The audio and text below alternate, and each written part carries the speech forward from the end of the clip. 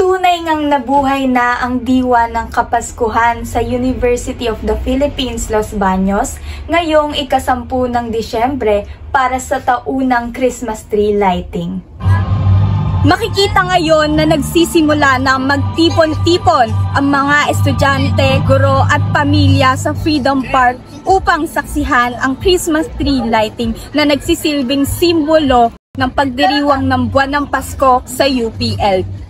Ang kanilang tema ngayong taon, Katabi, Kahimig.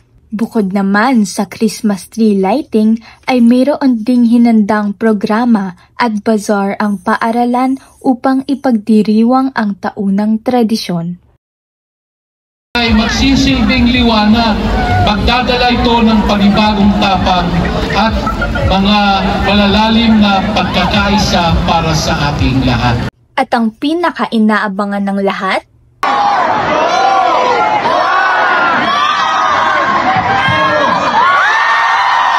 medyo overwhelming but at the same time masaya naman kasi wala namang ganito sa school namin before.